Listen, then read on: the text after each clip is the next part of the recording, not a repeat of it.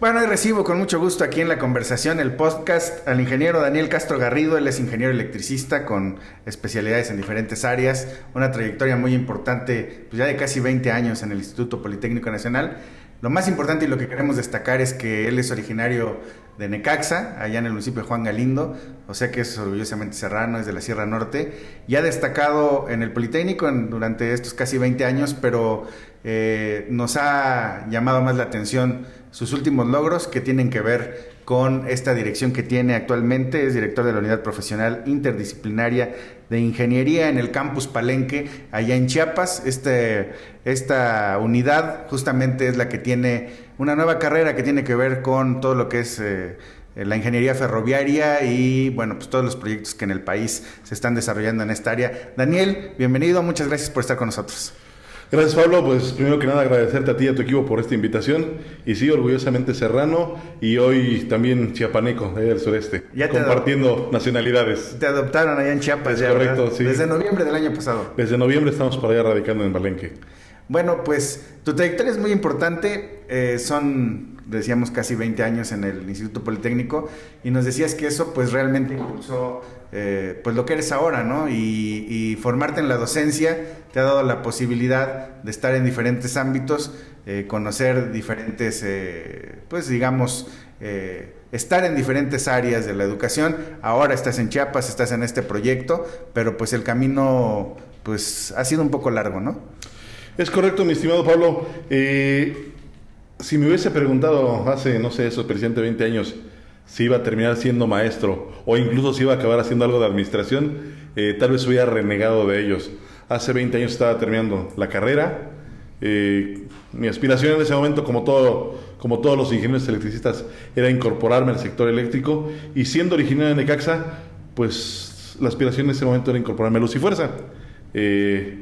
Ya cuarta generación de electricistas, como tú bien lo sabes, y esa era la aspiración en ese momento. Pero por distintas cuestiones la vida nos lleva por otros caminos, y pues ahí de 2007 tuve la oportunidad de incorporarme formalmente a la docencia en la Escuela Superior de Ingeniería Mecánica y Eléctrica, Unidad Zacatenco, de la cual soy egresado. Tuve algunas experiencias anteriores, estaba trabajando por horarios en algo así como lo que es aquí de audio y video, en una dependencia politécnica que se llamaba la Unidad Politécnica para el Desarrollo y la Competitividad Empresarial, que hoy es la Dirección de Relaciones Internacionales de allá del Politécnico, y ahí entendí un poquito esto de las consolas.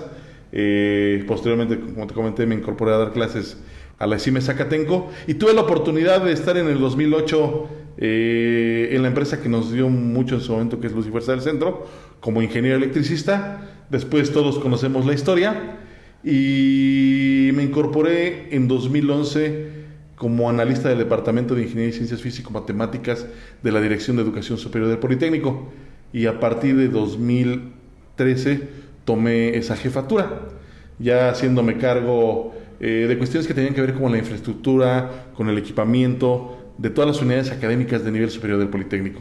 Se te cumplió tu deseo por un año, de 2008 a 2009. Tuve la oportunidad de estar en el sector eléctrico, que era como que la aspiración en ese momento, sí. Pero bueno, nos decías también que aún con ese año que tú trabajaste en Luz y Fuerza del Centro, no dejaste nunca el Politécnico, ¿no? La docencia. Fíjate que era muy padre en ese momento, porque en la mañana estaba en construcción subestaciones, tenía la oportunidad de estar haciendo las pruebas, estar haciendo el montaje de los equipos en vivo, hacer las grabaciones de lo que pasaba, y llegar a la tarde con los videos y pasárselos a los chicos ahí en la ESIME. Estuve todo ese año trabajando por la mañana en Luz y Fuerza y por la tarde ahí en ESIME. Bueno, tú entendiste ese sueño de llegar a lo que es el sector eléctrico, yo creo, más allá de lo que muchos en Necaxa desean, ¿no? Muchos en Necaxa sueñan o soñaban en su momento con estar en la central hidroeléctrica de Necaxa, Tepexic, de Patla, pero al final de cuentas tú llegaste más allá, llegaste a la Ciudad de México, pero ahora también el sector eléctrico te impulsa hacia otras áreas, ¿no? Decirte que muchos dicen que nadie es profeta en su tierra, pero a veces quizá el talento que tienen las personas es mucho más de lo que se necesita en el lugar de donde son, ¿no? Entonces, por eso el éxito llega en otros ámbitos, ¿no? ¿Tú qué piensas? Recientemente un primo me escribió un mensaje con una pregunta al respecto, y te diría: ¿cuál es tu tierra? si nos vamos a ese concepto, el hombre es de la tierra y la tierra es del hombre, ¿no? Y creo que en cualquier parte del mundo en el que estemos sigue siendo nuestra tierra. No puedo dejar de lado que el lugar donde crecemos, donde tenemos amigos, donde tenemos familia, donde nos desarrollamos, siempre va a guardar un lugar especial en nuestro corazón. Digo, nos conocemos desde hace algunos años, mi estimado Pablo, estudiamos en la misma secundaria, bueno, tú estuviste en Necaxa, yo en Necaxa, yo estuve en la primaria, hice la preparatoria también en Necaxa, y ya mi hermano estaba en ese momento estudiando en el Politécnico, y un tío hermano de mi mamá había sido egresado de la ESIME Zacatenco, entonces había como que esa espinita. Como te comenté, fuimos a la Ciudad de México y como bien lo mencionas, pues por azares del destino sucede lo que sucede con la empresa y sí, de repente fue un golpe fuerte para todos nosotros como familia y con los amigos, pero son los momentos en los que tienes que decir, bueno, ¿puedo hacer más o me voy a quedar viendo qué pasa aquí? No puedo negar que hubo gente que me apoyó. Gente que me apoyó, con la que estuve trabajando en distintos proyectos. Me incorporé a la Dirección de Educación Superior y de ahí volver a empezar. Estar trabajando en la docencia a la par de esta parte de ser analista y comenzar a involucrarme un poco más en la administración. Es cierto, el haber estudiado la carrera como toda la profesión de ingeniero electricista me abrió las puertas a conocer personas en distintos sectores. Sin embargo, no terminó ahí. Tienes que continuar preparándote. Me tuve que involucrar con lo que a veces deja uno de hacer, que es la parte del Excel, la parte del cómputo. Me tuve que preparar más en esta parte de las leyes, al tener que participar en procesos de licitaciones, al tener que involucrarme con más procesos de obra, como la parte civil, la parte mecánica, con la parte de la economía, la parte de las finanzas. Entonces, de alguna manera te vuelves multidisciplinario y conforme te vuelves multidisciplinario, se van abriendo más y más puertas. Esto me llevó a pues tener que participar en hacer lineamientos dentro del Politécnico, a supervisar a veces la parte de infraestructura, la parte del equipamiento. Y estando en esta área en particular, se observaba o se analizaba desde el punto de vista académico la creación de nuevas unidades académicas del Politécnico. Durante varios años el Politécnico se mantuvo en un carácter central, pero las últimas administraciones y en particular con el actual director, el doctor Arturo Reyes Sandoval, se está buscando que tome ese carácter de nacional. Es que eso era cuando tú estabas en la preparatoria y alguien pensaba en una ingeniería, la máxima era el Politécnico de Ciudad de México y muchos electricistas en la ESIME, que está en la Ciudad de México, y el Politécnico pues era el lugar donde te podías refugiar para estudiar esa parte, y no había algo más cerca a la zona, ¿no? Y en particular para nosotros también pensar para Puebla era también alejado. Estamos hablando de prácticamente un tercio más de distancia viajar a la ciudad de Puebla, a pesar de que ahora las autopistas te permiten trasladarte mucho más rápido. Pero la verdad es que nuestra ciudad más cercana en ese momento que tuviera escuelas de este tipo era la Ciudad de México. Dentro de mi desarrollo profesional tuve la oportunidad de ser fundador de la unidad que está en Pachuca. En Pachuca llegué como docente, llegué como jefe de formación básica disciplinaria, posteriormente fui jefe de formación profesional genérica y subdirector de servicios educativos. Me tocó ser fundador, pero lo platicaba con mis alumnos porque tuve la fortuna de tener alumnos de Necaxa y alumnos de Huauchinango y alumnos de Jicotepec.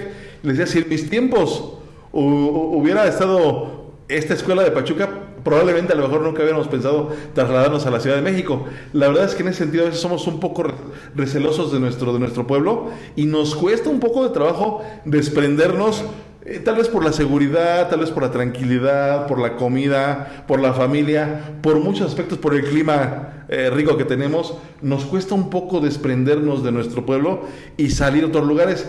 O lo hemos visto con mucha gente, ¿no? Que llega, se enamora y ya no se quiere ir. Y esas son las partes que a veces son más complicadas. Entonces, bueno, me fui a Ciudad de México. Cuando se dio la oportunidad de irse a Pachuca, dije, bueno, me acerco 100 kilómetros y la historia iba tranquila hasta ese momento. Oye, y justamente hablando sobre eso, ¿qué valor tiene para ti y cómo ves también el valor que tiene para quienes estudian, para quienes han egresado del Politécnico? Porque ya lo decíamos, el irse al Politécnico no solo era porque fuera una opción educativa, sino que varios de los mejores ingenieros electricistas en el sector eléctrico conocemos lo que era Luz y Fuerza del Centro, son egresados de ahí, ¿no? ¿Qué valor le das tú? Y ahora con esta oportunidad que hay de regionalizar campus o unidades del Instituto Politécnico.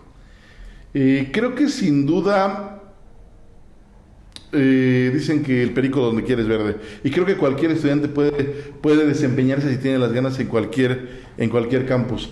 Definitivamente también creo que hay instituciones que por la trascendencia que tienen, por la antigüedad que tienen, por el reconocimiento que tienen sus egresados, como tú bien lo mencionas, tanto la Universidad Nacional Autónoma de México como en este caso el Politécnico, son dos de las escuelas más viejas de nuestro país.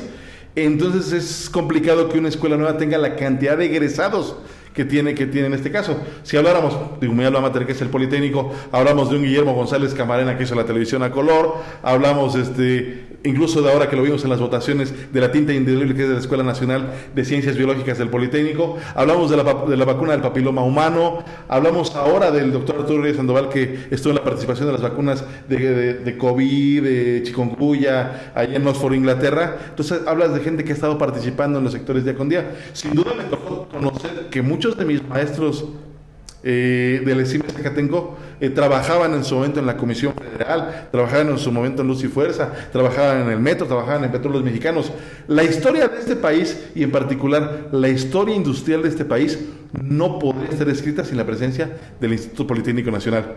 Lo comentaba con los egresados de Ferroviaria. Por ahí de los años 50 ya el Politécnico participaba en tratar de meter el suburbano, en la creación del metro. Ya había ingenieros participando en todos estos sectores. Creo que sin duda aquellos que tengan la oportunidad de estudiar en escuelas de ese tipo nunca se van a arrepentir, pero más allá en escuelas de tipo, de estudiar, de continuar sus estudios. Yo soy ingeniero electricista. Hoy me desempeño en un sector totalmente distinto, que es la educación y la administración. ¿Y qué me lo permitió? El haber estudiado una carrera. Y si hablamos de lo que tienes que hacer es, háganlo, estudien una carrera. Si no tienen la oportunidad de trasladarse a otro lugar, háganlo en las universidades locales. Tarde que temprano ustedes van a ser los referentes de sus instituciones. Pero si la situación se ha ido agravando económicamente, laboralmente, más aún si no tienes una preparación. Y no conformarnos con la preparación. Antes, en nuestra época, únicamente con tener la licenciatura, ya otro paso, ¿no? Hoy, aparte de la historia, tienes que estar pensando en un posgrado. Si puedes llegar al doctorado, pero lo tienes que complementar con idiomas. Ahora ya no solamente con el cómputo del Excel, ahora ya tienes que tener también las herramientas de la inteligencia artificial. Y yo lo veo, que a nosotros ya se nos dificultan algunas cosas, a pesar de que no somos una generación tan vieja.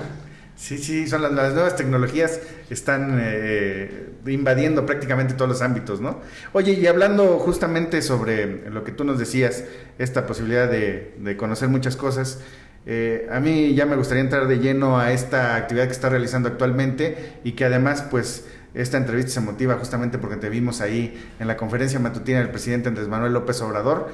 Te vimos ahí recibiendo un reconocimiento, además con jóvenes, que es la primera generación de egresados de esta ingeniería ferroviaria, que justamente se estudia ahí en esta unidad donde tú eres director, es allá en Palenque, y que aunque no está relacionada directamente, nos decías, tú no tienes nada que ver con el Tren Maya, pero sí esta generación está pensada, esta generación que egresa y esta carrera que se implementó en 2020 está pensada para que haya profesionales que atiendan este proyecto que impulsó el presidente Andrés Manuel López Obrador. Como bien lo dices, hace unos 2 o 3 semanas tuve la oportunidad de estar en la mañana con el presidente Andrés Manuel López Obrador a raíz de una invitación para que los jóvenes egresados de la primera generación de ingeniería ferroviaria los conociera él en persona y vieran el producto de las gestiones que se hicieron por ahí de 2019-2020 para crear un programa académico orientado específicamente a la ingeniería ferroviaria. Al igual que en su momento me tocó ver la creación de ingeniería en sistemas automotrices en el Politécnico, en este momento ingeniería ferroviaria, o bueno, más bien hace 4 años o 5 años, no había en México ingenieros ferroviarios específicamente. Para ahí incursionaban los ingenieros industriales, incursionaban los ingenieros eléctricos, los mecatrónicos, todos aquellos ingenieros del área de físico-matemáticas que tuvieran ciertas unidades de aprendizaje con la industria metal, mecánica, los motores, la electricidad y la electrónica, pero no ingenieros creados específicamente para estas áreas. Yo creo que esa era una demanda de la industria desde hace algunos años, y observando que como tal el invento del tren cumplió 200 años, y en México parece que alrededor de 170 y tantos años, 174, si no me equivoco, que comenzó en toda América Latina esta parte de este boom, ¿no? De traer las vías férreas y comenzar a trabajar en las minas y comenzar a ver todas estas grandes bondades que tiene el transporte. El transporte como tal, ya sea de carga o de pasajeros, como lo queramos ver. A raíz de esto, algunas de las unidades de reciente creación que habían sido para este año 2020, Tlaxcala, Coahuila y Palenque, cuya oferta educativa, la oferta educativa son los programas académicos que tiene cada unidad académica, se hacen en función de los sectores estratégicos más destacables de cada región o de cada estado. De manera particular, para Palenque se seleccionaron 4, que es Ingeniería Civil, Ingeniería Ferroviaria, Ingeniería Biotecnológica y Licenciatura en Turismo Sustentable. Cada uno de estos programas académicos son ad hoc o son trajes a la medida de la región, pero no son únicamente de Palenque. Los programas académicos del Politécnico buscan atender problemáticas nacionales. Te puedo poner, por ejemplo, el turismo. Si bien el turismo sustentable está hecho para Palenque, la carrera o la licenciatura en turismo está en la Escuela Superior de Turismo de la Ciudad de México. Biotecnología se ofrece en 3 campus: la UPIBI, que está en Ciudad de México, que es la Unidad Profesional Interdisciplinaria de Biotecnología, y la UPIC, que es la unidad de Guanajuato. Tiene también ingeniería biotecnológica, y en este caso en Palenque. Si nos vamos a la enfermedad del viajero, al tipo de productos alimenticios, a las conservas, a la producción, te das cuenta de la pertinencia. Digo, no hablo del turismo porque es claro que Palenque es la puerta de entrada al mundo maya, ¿no? Por donde entras a toda la parte de Campeche, de Yucatán y de Quintana Roo. Entonces creo que eso puede omitir un poquito la obviedad del turismo. La parte de la ingeniería civil, el desarrollo de las obras de infraestructura, de las autopistas, del mismo Tren Maya, de incluso nuestro campus, el campus del Politécnico, te das cuenta que la infraestructura va íntimamente ligada al crecimiento y al desarrollo nacional. Y ahora bien, en lo que nos trae en este momento a la ingeniería ferroviaria, la ingeniería civil se comparte con la Escuela Superior de Ingeniería y Arquitectura, que está en Zacatenco, ahí en Ciudad de México, y en este caso particular, ingeniería ferroviaria, se comparte con la Unidad Profesional Interdisciplinaria de Ingeniería, Ciencias Sociales y Administrativas, la UPEXA, que cumplió 50 años. La primera unidad del Politécnico interdisciplinaria, que mezcla las sociales con la ingeniería. Dándole vuelta a ese concepto de que las sociales no tenían que ver con la ingeniería, y cuando el mundo reacciona que somos complemento y no somos enemigos. En este momento, entre estos 2 campus, ¿por qué Ferroviaria y UPIXA? Porque tenían logística, tenían industrial y tenían transporte.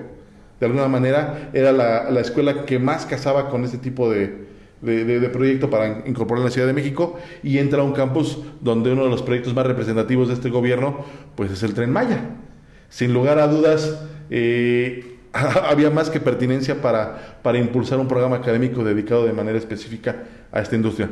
Si nos vamos a la pertinencia de nuevo, tenemos 3 proyectos muy fuertes dentro de la administración pasada y que se comienzan a casar con este proyecto: Tren Maya, Tren Interoceánico, y ahora el nuevo proyecto anunciado, que es el tren urbano de Pachuca a Ciudad de México. El Tren Maya y el tren interoceánico están en el sur, justamente donde está este campus. De manera particular, el interoceánico viaja de Veracruz hacia el lado de Palenque, y el Tren Maya viaja tanto del lado de Palenque, por toda la costa de un lado, viajar en el punto de Escárcega se dividen, unos yéndose hacia Chetumal, otros yéndose hacia Campeche, total llegar todos al lado de Cancún. Son 20 estaciones del Tren Maya, 1554 kilómetros pasando por 5 estados: Chiapas, Campeche, Yucatán, Quintana Roo y Tabasco. 40 municipios y alrededor de 181 localidades. Es decir, el impacto económico, social de estas obras es impresionante. Y tú lo vives de cerca porque estás en esa zona, y hablábamos de que nos pudieras compartir una opinión meramente técnica de este proyecto, porque pues hay opiniones de diferentes tipos, ¿no? Y lo lamentable es que a veces hay gente que opina sin siquiera conocer las zonas, ¿no? O hay gente que también produce desinformación, ¿no? Y sin el afán de, digamos, maximizar o exagerar los beneficios que pudiera traer un proyecto como este, pero tampoco de demeritarlo. Tú como profesional, ¿qué opinas acerca del Tren Maya? Híjole, como bien lo dijiste, no es mi función entrar en ninguna cuestión política porque no es mi punto, pero coincido en que a veces la gente ve algo en algún medio y se deja ir por todo lo que ve. Yo tuve la oportunidad en los primeros meses de creación del Tren Maya, de puesta en marcha, de viajar de Palenque a San Francisco de Campeche. ¿Y por qué lo hice? Salí con varios maestros y con varios compañeros del campus. Porque creo que los primeros obligados en conocer el Tren Maya somos nosotros que tenemos la ingeniería ferroviaria, pero no solamente por la ingeniería ferroviaria, sino por los 4 programas académicos que ofertamos. Cada estación del Tren Maya es un tema de tesis del turismo. Cada estación del Tren Maya es un tema de tesis de la parte biotecnológica.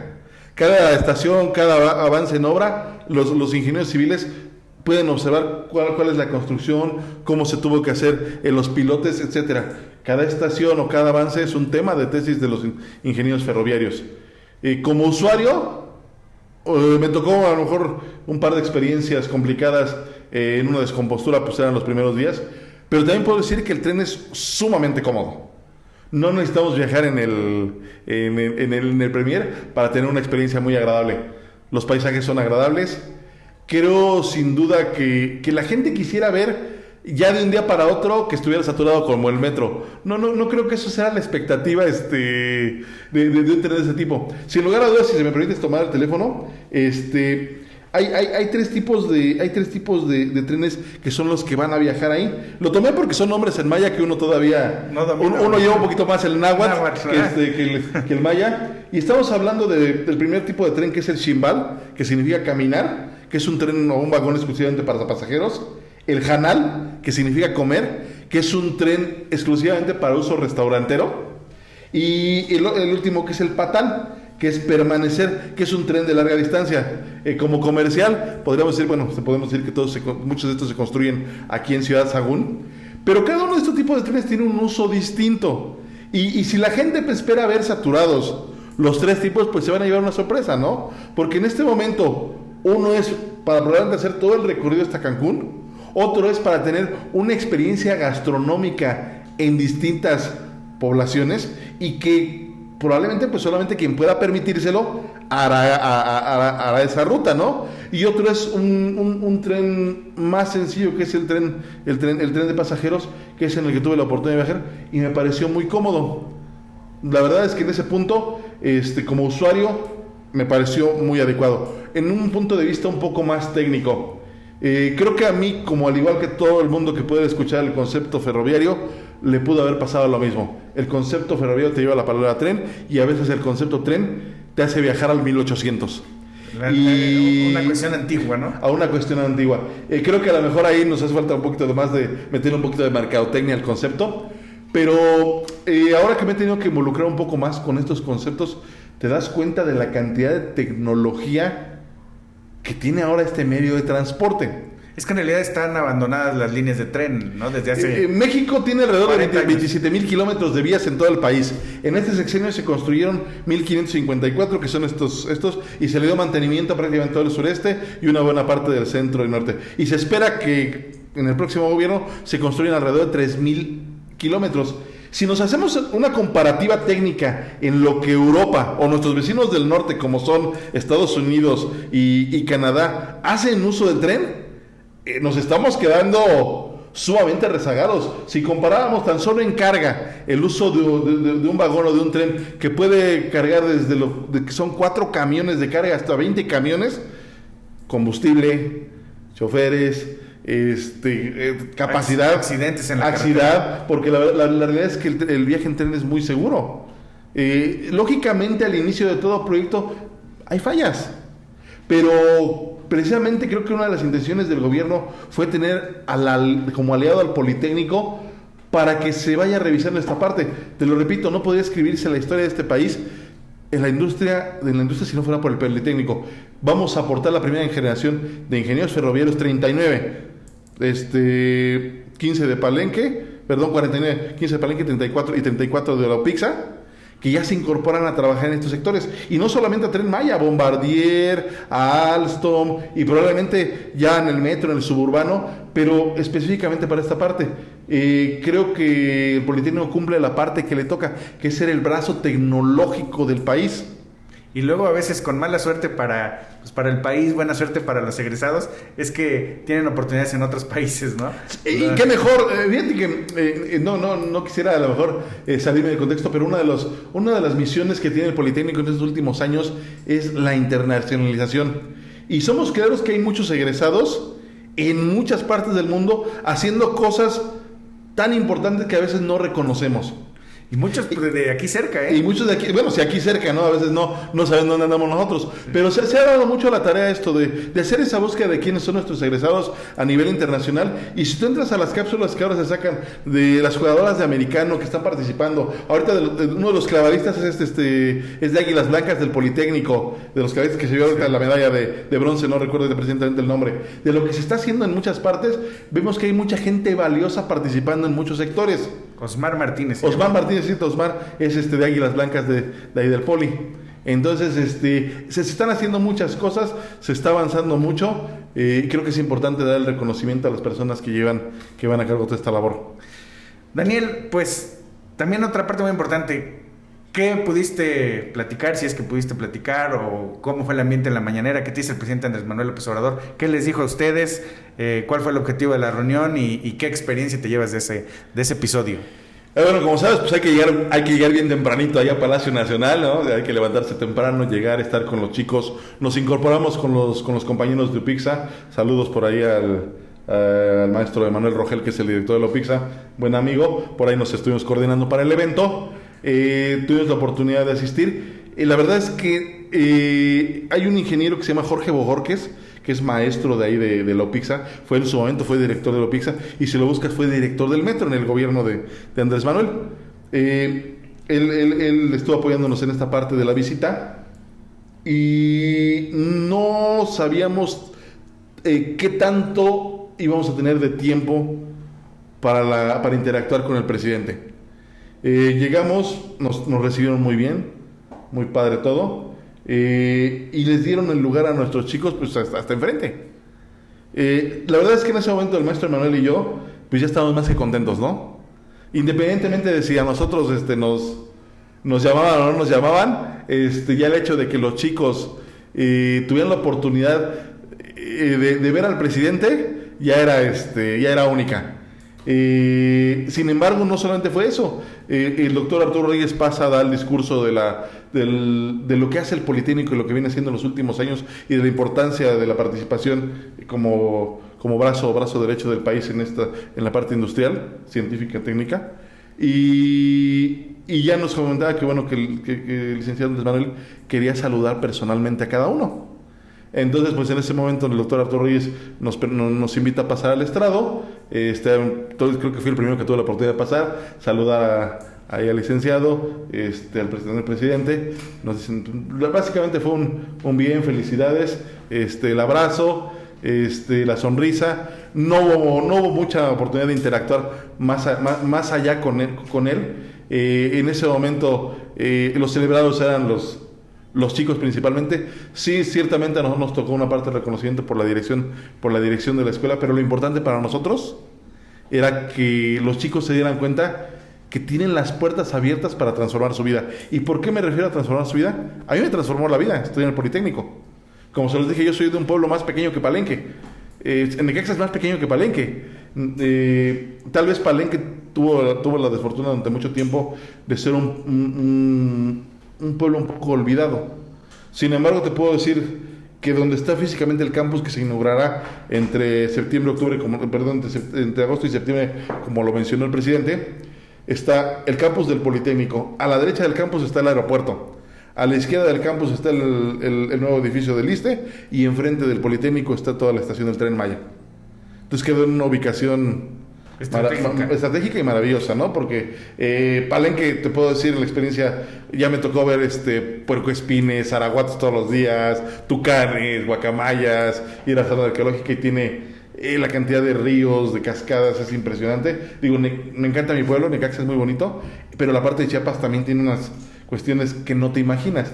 Yo creo que así debe haber sido nuestra tierra hace muchos años en la cuestión de la fauna y flora, ¿no? Tuvimos la oportunidad de ver ahora cómo nos afectaron los incendios y ver la cantidad de animalitos que salían dañados y te das cuenta de que todavía los hay en la parte del bosque.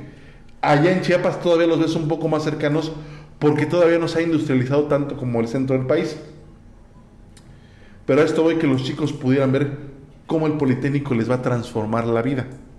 Cómo a partir de este evento fueron reconocidos en un evento nacional y las puertas se les van a abrir para tener un empleo de calidad que les permita dar a sus familias lo que durante mucho tiempo se ha negado.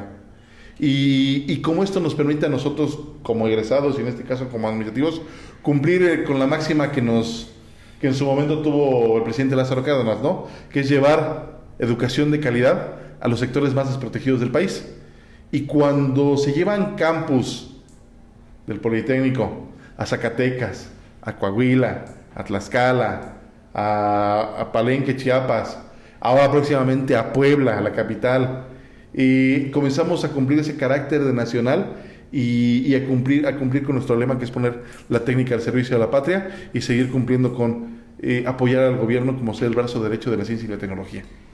Pues Daniel, muchas gracias, nos has llenado de, digamos, un panorama muy amplio de lo que es el Instituto Politécnico, de lo que es el área que a la hora, en la que ahora estás trabajando, saber que el Politécnico se extiende y que atiende pues lugares tan estratégicos como ahorita Palenque, donde tú estás y donde eres director de la Unidad Profesional Interdisciplinaria de Ingeniería, ahí justamente en ese campus Palenque. Gracias también por compartirnos esta experiencia allá en la visita con el presidente Andrés Manuel López Obrador y parte de tu trayectoria. Solo quisiera cerrar, se me olvidó comentar, fue muy grato que el presidente uno por uno les diera la mano y uno por uno les diera el abrazo. Eso para los chicos no lo van a olvidar nunca. Y debemos decir que quizá esto representó también para el presidente algo muy importante, ¿no? O sea, no es solamente de manera institucional dar a conocer este reconocimiento de esta primera generación que va a tener la posibilidad de trabajar en proyectos como el Tren Maya, sino que el presidente pues había trabajado mucho por este proyecto y es, yo creo, justamente lo que... Y por el proyecto del campus, porque el proyecto del campus también fue gestionado durante este sexenio. Es decir, la manera de demostrar que comienzas un proyecto y lo llevas hasta él, al final, y comienzas a recibir los productos de ello. Verlo materializado. Y eso es lo que a veces muchos no tienen la oportunidad. Iniciar y ver materializado algo. Bueno, va a ser una obra que va a quedar cerca de su tierra, ¿no? Exactamente, de hecho paso todos los días por su casa. Ahí es donde va a ir a vivir después correcto, mi estimado Pablo. El 1 de octubre. Así es. Pues Daniel, muchas gracias, te agradezco mucho que hayas compartido con nosotros todas estas experiencias aquí en este podcast de La Conversación. Muchísimas gracias, Pablo, el gusto es mío. Gracias, Daniel.